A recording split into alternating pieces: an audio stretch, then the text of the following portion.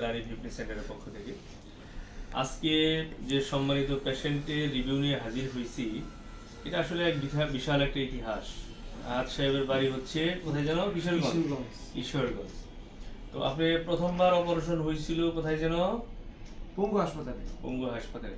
আসলে আজ সাহেবের যে প্রবলেমটা হয়েছিল, ওনার এই এখানে যেটা নেক, যে ফিমারের যে নেক এখানে ভেঙে গেছিল।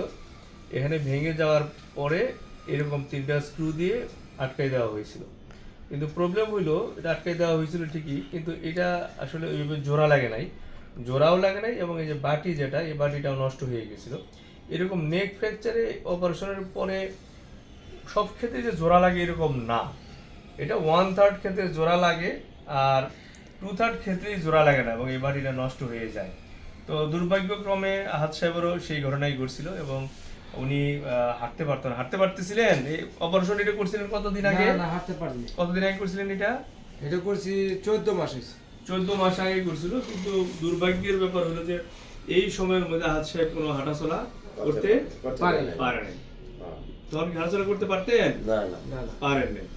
এই জন্য সে একটা বিশাল কষ্টে ছিল যে হয়তো তার জীবনটাই মনে হয় একবারে বরবাদ হয়ে গেল, হয়তো আর কোনোদিন উনি মনে হয় হাঁটাচলা করতে পারবেন কোনো আশাই ছিল না। কোনো আশাই ছিল না। না। আচ্ছা, তারপরে আমার কাছে আসছিলেন কতদিন আগে?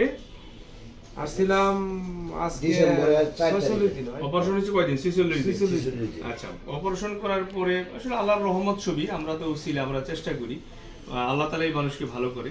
তো অপারেশন করে দিছি, মানে ওনার এই যে স্ক্রুগুলো ছিল, এই স্ক্রুগুলো সব বের করে দিছি। বের করে দিয়ে ওনার, যেহেতু ওনার এই বলটা নষ্ট হয়ে গেছিল এবং সকেটটাও নষ্ট হয়ে গেছিল, টোটালটাই আমরা চেঞ্জ করে দিছি। দেখতে পাচ্ছেন এখানে সকেট, এটা কিন্তু আমরা 2টা স্ক্রু দিয়ে আটকে দিছি, এবং এটা হচ্ছে যে বল এবং স্টেম। মানে অপারেশনটা দেখেন এত সুন্দর হয়েছে, বলটা এত সুন্দরভাবে বসছে যে মানে বোঝার উপায় নাই যে কোথাও একটু এদিক সেদিক হয়েছে। মানে এক কথায় 100%, এবং স্ক্রু দুটার পজিশন দেখতেছেন, মানে এক কথায় অসাধারণ। তো এটার পরে এখন আল্লাহর রহমত, এখন কি আপনি হাঁটাচলা পারতেছেন? হ্যাঁ, ইনশাআল্লাহ। হাঁটাচলা করেন দেখি, হাঁটেন, ওদিকে যান, হ্যাঁ, সুন্দর করে হাঁটেন, জোরে হাঁটেন, এদিকে আসেন, হ্যাঁ হ্যাঁ, আবার এদিকে হাঁটেন।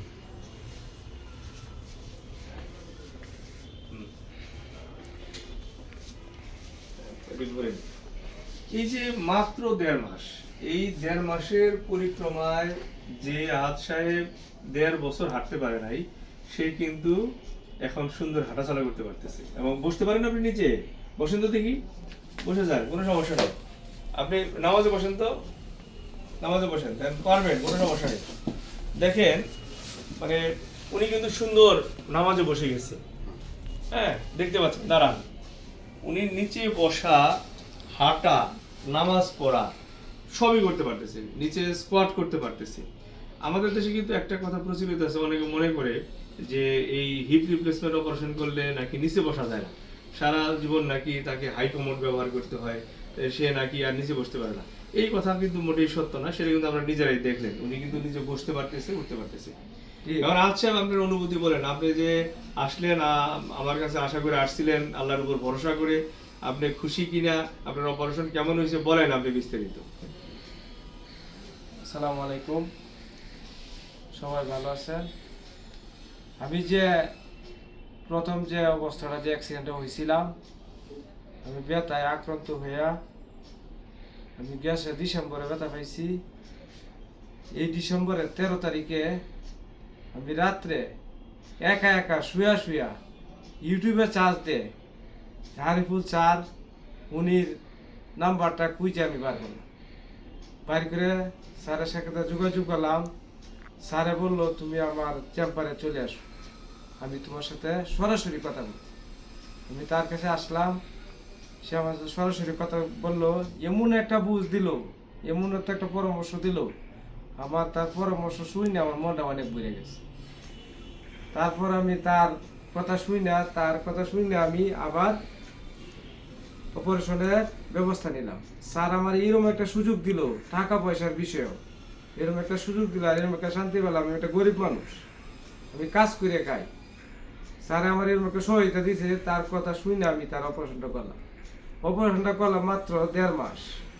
দেড় মাসের ভিতরে আমার ভিতরে এত একটা আনন্দ আইছে, আমার ভাই আমার বউ বাচ্চা সবাই এত একটা খুশি হয়েছে বলার বাইরে। আমি চাই গরিব হোক আর ধনী হোক, টাকা পয়সা তো বিষয় না, তো এরকম একটা আলোক একটা হাসপাতাল, এই হাসপাতালের ভিতরেই এরকম একটা চিকিৎসা সরকারি দরকার। মানে দুনিয়াতে বাঁচতে হইলে টাকা পয়সা কিছু না, তো এই হাসপাতালে এরকম একটা চিকিৎসা দিয়েছে আর এত কেয়ার এত ভালো যে বলার বাহিরে। স্যার এরকম একটা সুযোগ দিয়ে দিয়েছেন। আশা করি সবাই এই স্যারের নাম্বার যোগাযোগ করবেন, চ্যানেলে সাবস্ক্রাইব করে নাম্বার পাইবেন। আশা করি সবাই ভালো আছে। এখন দয়া করে এই হাসপাতালে আলোক হাসপাতালে সবাই চলে আসবেন স্যারের কাছে। আচ্ছা, অনেক ধন্যবাদ। এখন আচ্ছা কি হবে ভাই? আমার ভাই আচ্ছা আচ্ছা, ভাইয়ের আমরা একটু অনুভূতি শুনতে চাই যে আপনি বলেন আপনার ভাই যে এত খারাপ অবস্থায় ছিল এবং সেই খারাপ অবস্থা থেকে আজকে সুন্দর হাঁটাচলা করতে পারতেছে, আপনার একটু অনুভূতি বলেন। আসসালামু আলাইকুম। যে আমার ভাই, আমার বাড়ি হলো কিশোরগঞ্জ জেলা তারাইল থানা দিগদার ইউনিয়ন বাদেরা গ্রাম। আর এই স্যারের আমি ঠিকানা পাইলাম পঙ্গু হাসপাতাল 1 বছর পর। তাও আমার ভাইয়ের রাত্রে বই ভর্তি হইতে কান্দে কান্দে জায়গায় দেখে ইউটিউব চ্যানেলের মধ্যে দেখে এই আরিফুল স্যারের নাম্বারটা পাইছে। পাওয়ার পরে সকালবেলা আমার বলতেছে, ভাই আমি এই হাসপাতালে থাকবো না, যদি তাই মারা যাবো। আমি বলতাম কী করতে, পরে কইতেছে যে স্যারের একটা নাম্বার পাইছি, তুই স্যারের সাথে যোগাযোগ কর। তখন আমার ভাই কিন্তু আমার তোয়া হাসপাতালের মধ্যে তুই একটা সিএনজি করে আগে আসে আয়া যোগাযোগ করছি, করে পরে যাবার আনছি, আইলে পরে আমরা 2 ভাই মিলে আইলাম। আমার বড় ভাই আছে একদম, ওনারা লয়ে আইসি আয়া কথাবার্তি করে স্যারের সাথে এমন একটা সহযোগিতা পাইছি যেটা মানে একমাত্র আল্লাহ বিনা স্যার আর কেউ জানে না আর কি। স্যার বললো যে টাকা পয়সা তো তোমরা দিবাই, তবে আমি ভালো করার মালিক না, ভালো করার মালিক হলো আল্লাহ। আমি একজন উসিলা, আমি ইনশাল্লাহ একজন ডাক্তার, আমি কাজ করে দিতে পারবো, আর বাকি যা করার সবই আল্লাহ করবো। যে তোমরা আসো, আমি যা করুনি আমি সব করে দেবো ইনশাল্লাহ। এরপরে স্যারের কাছে আসলাম, আসলে পরে যে স্যার সুন্দর সুপরামর্শ দিল, ভালো পরামর্শ দিল, এবং আমরা 1 সপ্তাহ সুযোগ দিছে যে তোমরা ঠিক কিছু টাকা পয়সা গোছায় নিয়ে আসো, ইনশাল্লাহ তুমি রুগীটা গেলে আমার কাছে দিয়ে যাও, 3 দিন পরে আমার কাছে তোমরা আড়াই নিয়ে বাড়ি যাবে। তোর মনে মনে চিন্তা করলাম, স্যারা যে কথা কইছে আমার ভাইয়ের মনের মধ্যে এরকম একটা উৎসাহ গেছে যে যদি আমি অপারেশন নাও করি তাও মনে হয় ক্ষতি হইব, আর করলে তো ইনশাল্লাহ যদি ভালো হয় তো ভালো। তো আল্লাহ রসুলের দোয়া আরিফুল স্যারে যেভাবে কইছে ঠিক এইভাবেই 3 দিন পর আমার বাইরে ঠিক আমি অ্যাম্বুলেন্সে না রিক্সা দিয়ে নিয়ে বাড়িতে গেছি, আর রিক্সা দিয়ে নিয়ে আবার 14 দিন পরে স্যারের কাছে আসছি। আর এই 14 দিন পর থেকে নিয়ে আজকে টোটাল মাত্র 46 দিন বয়স। এর ভিতরে আজকে এই স্যারের কাছে আসলাম যে স্যারে আমি আল্লাহর ওয়াস্তে আমার ভাইরা যদি আমার ভাইয়ের কোনো ভুল ত্রুটি করে থাকে যায় স্যার আমার ভাইরা কভার করে দেবেন এবং একটু দোয়া করবেন। আর যত রুগী এরকম কোনো রুগী যদি কোনো জায়গায় হয়, দয়া করে আমরা এই কিশোরগঞ্জ মিডিয়া আছে এবং স্যারের একটা চ্যানেল আছে, ওইটির মধ্যে আপনারা টিপ দিলেই ইনশাল্লাহ যে কোনো সময় স্যারের নাম্বার পাইবেন, এবং আমরা যে স্যারের একটা কার্ড আছে এই কার্ডটার নাম্বারটা আমি পুরোপুরি আমরা মিডিয়া দিয়ে দিব। স্যারের সাথে যোগাযোগ করবেন, যোগাযোগ করলে ইনশাল্লাহ আমরা সকল দিক দিয়ে সহযোগিতা পাবেন। খালি মেডিকেল না, এই এলাকার নার্স, অথচ এই আলোক মেডিকেলের নার্স অথবা আয়া শুরু করে যত লোক আছে এই আরিফুল স্যারের, আমি সকল দিক দিয়ে ইনশাল্লাহ আমি তাদের জন্য আল্লাহর কাছে দোয়া চাই, এবং সবার কাছে আমিও দোয়া চাই যে আল্লাহ যাতে এদেরকে সবাই এইভাবে মানুষের সহযোগিতা করতে পারে, এবং যে শান্তিটা আমরা পাইছি যাতে অন্যরা এই শান্তিটা পাইতে পারে। এটা রেখে আমি শেষ করলাম ইনশাআল্লাহ। আপনাদের অনেক ধন্যবাদ। ওনারা কিন্তু আসলে আবেগে আপ্লুত হয়ে গেছে, আমিও সাথে আবেগে আপ্লুত হয়ে গেছি। আসলে এটা মানুষের মনের শান্তি পাইলেই কিন্তু এই কথাগুলো আসে, এগুলো সম্ভব। মানুষ মনে থেকে স্যাটিসফাইড হইলেই কিন্তু সম্ভব। টাকা দিয়ে মানুষকে আসলে খুশি করা যায় না, কিন্তু এরকম একটা গুড সার্ভিস, গুড অপারেশনের মাধ্যমে কিন্তু মানুষকে আসলে খুশি করা যায়। আর মানুষের খুশির মধ্যে আল্লাহ তাআলা খুশি হয়। আমরা জানি না আল্লাহ তাআলা কার কোন কাজটা পছন্দ করবে। আমরা আশা করবো এরকম ভালো কাজের বিনিময়ে আল্লাহ হয়তো আমাদেরকে ইনশাআল্লাহ জান্নাত দিয়ে দিবে। আমাদের যেহেতু আলটিমেট ডেস্টিনেশনই এইটা। আমি দেশবাসীর কাছে এটা বলতে চাই যে আপনারা সবাই আহাদ সাহেবের জন্য দোয়া করবেন, যাতে উনি পূর্ণাঙ্গ সুস্থ হয়ে একবার সব কিছু স্বাভাবিক কাজকর্ম করতে পারে। আমার জন্য দোয়া করবেন যেন মানুষের কল্যাণে কাজ করে যেতে পারি। তো আপনারা সবাই ভালো থাকবেন, সুস্থ থাকবেন, সাথে থাকবেন। হ্যাঁ, আমাদের জন্য সবাই দোয়া করবেন। স্যারের কাছে আমার শেষে একটা অনুরোধ, আমার মতো গরিব লোক যারা আসে তাদেরকে একটু সহযোগিতা করবেন এবং তাদের জন্য একটু দোয়া করবেন স্যার। আমি গরিব লোকদের জন্য আমার এখানে সবসময় আমি একটা বিশাল ছাড় দিয়ে থাকি, এটা আগে থেকেই।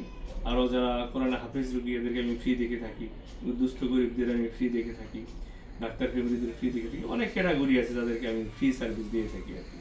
তো সবাই দোয়া করবেন আমাদের জন্য, ভালো থাকবেন। আসসালামু আলাইকুম ওয়া রাহমাতুল্লাহি ওয়া বারাকাতুহু।